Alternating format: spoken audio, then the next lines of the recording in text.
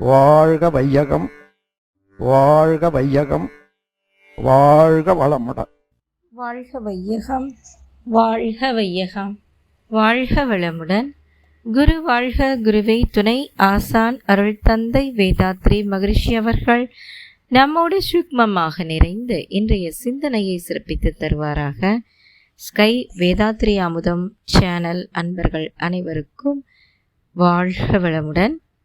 இன்றைக்கு நாம் பிறர் மன தூண்டுதலுக்கு ஆளாகி நான் பெற்ற சாபம், அந்த சாபத்தை எப்படி வாழ்த்தி போக்கினேன் என்ற ஒரு அனுபவ உரையத்தான் உங்களோட பகிர்ந்து கொள்ள இருக்கின்றேன்.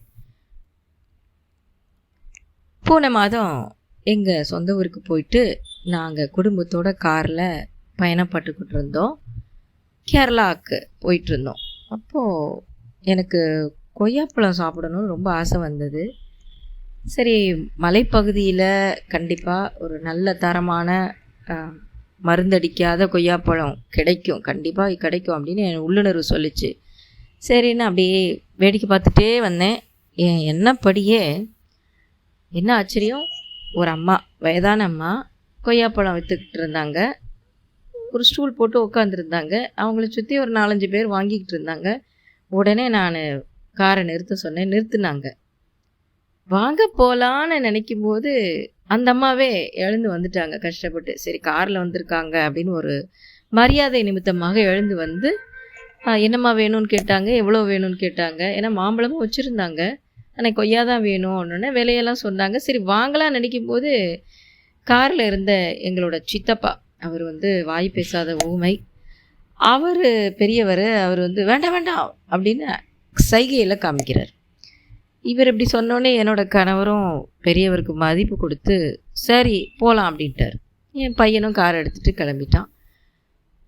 அப்போது அந்த அம்மா அப்படி ஒரு பார்வை பார்த்தாங்க. பொங்க பொங்க ஊருக்குள்ளே நல்லா அதிகமாக காசு கொடுத்து வாங்க போகிறீங்க அப்படின்னு கோபமாக சொல்லி அனுப்பிட்டாங்க. நியாயம்தானே, அந்த கோபம் யாராக இருந்தாலும் அங்கே கோவப்படுவது இயல்பு தான்.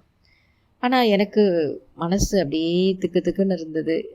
அவங்க சொன்ன விதம், அவங்களோட தோற்றம், அவங்களோட ஏக்கம், அவங்களோட சாபம், இதெல்லாம் என் மனதுக்குள்ளே ஒரு உறுத்தல் ஏற்படுத்திக்கிட்டே இருந்தது. மனசு கஷ்டமாக இருந்தது. பாவம், வயதான பெண்மணி எழுந்து நமக்காக கேட்டாங்க. நம்ம அந்த நேரம் முடிவெடுக்க முடியாமல் பெரியவர் சித்தப்பா பேச்சை கேட்டு நம்ம போயிட்டோமே. ஆக்சுவலாக நான் கூட போகணும் வேண்டாம் அப்படின்லாம் சொல்லலை. என்னால் அந்த இடத்துல தீர்க்கமாக துணிச்சலாக முடிவெடுக்க முடியல. எல்லாரும் சேர்ந்து டாமினேட் பண்ணோடனே என்னால் ஒன்றும் பண்ண முடியல. நானும் அந்த நேரம் வாங்கியே தீர்வேன் அப்படின்னு பிடிவாதமாக இல்லை. அந்த இடத்துல விட்டு கொடுத்துட்டேன். ஆனால் ஒரு வயதான பெண்மணியோட சாபத்தை நான் பெற்றுக்கொண்டேன். அந்த சாபத்தினால் என்னாச்சுன்னா, அந்த அம்மா சொன்ன மாதிரியே தான் போய்கிட்டே இருந்தோம். போகிற வழியெல்லாம் கொய்யாப்பழம். எனக்கே ஆச்சரியம், அவ்வளோ நான் பார்க்கல. ஆனால் வாங்கவே முடியலை. டிராஃபிக் பயங்கரமாக போயிட்டு இருந்தது. எங்கே நிறுத்தி வாங்குறதுன்னு அப்படியே போயிட்டே இருந்தோம்.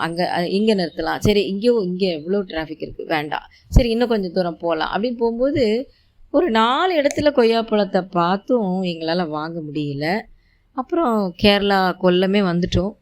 அங்கே டிஃபன் சாப்பிட்றதுக்காக காரை நிறுத்தி இருந்தோம். அப்போ எனக்கும் எங்கள் மகனுக்கும் பசிக்கலை. நாங்கள் வேண்டாம் சொல்லிட்டோம். மற்ற 2 பேரும் போயிட்டாங்க. இப்போது நான் அப்படியே அசை போட்டுக்கிட்டே இருந்தேன். இன்னும் 4 இடத்துல வாங்க முடியல. அந்த பெண்மணியோட வருத்தலை தான் எனக்கு சாபமாயிடுச்சு அப்படின்னு நினச்சேன். அப்புறம் கண் எதிரில் சரி கொய்யாப்பழம் தான் வாங்க முடியல, ஆரஞ்சு பழமாவது வாங்கலாம் அப்படின்ட்டு பார்த்தேன். எட்டி பார்த்தேன், இருந்தது, ரொம்ப பக்கத்துலேயே இருந்தது. சரி எங்கள் மகன்கிட்ட சொன்னேன், தம்பி வாங்கிட்டு வாப்பா, இந்த ஆரஞ்சாவது வாங்கிட்டு போகலாம் வீட்டுக்கு அப்படின்னு சொன்னால், எனக்கு மூடு இல்லைம்மா, நான் போக மாட்டேன் அப்படின்னு வருத்தமாகவும் கொஞ்சம் அழுத்தமாகவும் சொல்லிட்டான். டயர்டாக இருக்குமா, வண்டி நான் அவ்வளோ நேரம் ஓட்டிகிட்டு வந்தாலும் எனக்கு டயர்டாக இருக்குது, நான்லாம் போக முடியாது அப்படின்னு சொல்லிட்டான். சரி அவனையும் கம்பல் பண்ண வேண்டான்னு விட்டுட்டேன். என்னாச்சு, அடுத்து இவங்க டிஃபன் சாப்பிட போனவங்க வந்தாங்க. காரை எங்கள் ஹஸ்பண்டு ஓட்ட ஆரம்பித்தாங்க. ஒரு 10 ஸ்டெப்பு தான் கிராஸ் பண்ணியிருப்போம். என் கண்ணில் கார்லேருந்து பார்க்கும்போது ஆரஞ்சு பழம் மட்டும்தான் தெரிஞ்சது. நான் கிராஸ் பண்ணுறேன், இப்படி திரும்பி பார்க்குறேன், கொய்யாப்பழம் நான் எதிர்பார்த்த மாதிரி அழகழகா சுவையான கொய்யாப்பழம் கண் எதிரில் பட்டது. ஆனால் நேரம் ஆயிடுச்சு, அந்த அம்மா சொன்ன மாதிரி வாங்கவே முடியல. அப்புறம் வாழ்த்திக்கிட்டே இருந்தேன். ஏற்கனவே அந்த அம்மாவை அங்கே ஊர்லேருந்தே வாழ்த்திக்கிட்டு வந்தேன். அதன் பிறகு மீண்டும் மீண்டும் தீவிரமாக வாழ்த்திக்கிட்டே இருந்தேன். ஆனால் அப்பப்போ அந்த பெண்மணியை நினச்சி வாழ்த்திக்கிட்டே இருந்தேன். அடுத்த அக்கேஷனில் எங்கள் ஊருக்கு போகும்போது என்னோடய வாழ்த்து அவங்களுக்கு போயிருக்கா அப்படின்னு ஒரு டெஸ்ட்டு நானே வச்சுக்கிட்டேன். எங்கள் ஊருக்கு போகும்போது அங்கே நான் எதிர்பார்க்கவே இல்லை, நான் யார்கிட்டையும் கேட்கவே இல்லை, கொய்யாப்பழம் எங்கள் வீட்டுக்கு வந்தது. என்னோடய அக்கா பையன் வாங்கிட்டு வந்து கொடுத்தான். சித்தி சாப்பிடுங்க சித்தி அப்படின்னா. சாப்பிட்டேன், ரொம்ப சுவையாக இருந்தது. நான் சிறு வயதில் மதுரையில் கொய்யா மரம் ஏறி பறித்து சாப்பிட்ட அதே சுவையில் இருந்தது. ஏன்னா நீண்ட நாள் அந்த சுவை என்னோடய கருமையத்தில் பதிஞ்சிருந்தது. அதே மாதிரி கொய்யாப்பழம் சாப்பிடணும், எங்கேயாவது இயற்கையாக விளையிற இடத்துல மருந்தடிக்காத ஹைப்ரிட் இல்லாத கொய்யாப்பழம் சாப்பிடணுங்கிற நீங்காத அந்த நினைவு, அந்த எண்ணம் அதன் பிறகு பழிச்சது. இது ஏன் உங்ககிட்ட பகிர்ந்து கொள்கிறேன் அப்படின்னா, இது சின்ன சம்பவம் தான், ஆனால் எவ்வளோ பெரிய ரகசியத்தை உள்ளே அடக்கி வச்சுருக்குது. சுவாமிஜியோட அந்த இரண்டொழுக்க பண்பாடை நம்ம அனுதினமும் சொல்லிக்கொண்டே இருந்தால் யாரோட வருத்தத்துக்கோ சாபத்துக்கோ நம்ம ஆளாக மாட்டோம் அப்படிங்கிற ஒரு உண்மையை நான் நிறைய முறை உணர்ந்திருக்கிறேன். இது சமீபத்தில் நடந்த சம்பவங்கிறதுனால அன்பர்களே உங்ககிட்ட பகிர்ந்து கொண்டேன். நன்றி. வாழ்க வளமுடன். ஸ்கை வேதாத்திரியம் அமுதம் சேனலுக்கு இதுவரைக்கும் சப்ஸ்கிரைப் பண்ணின அனைத்து அன்பர்களுக்கும் மிக்க நன்றி. வாழ்க வளமுடன். அனைவரும் வேதாத்திரிய தத்துவங்களை உலகறிய செய்வோம்.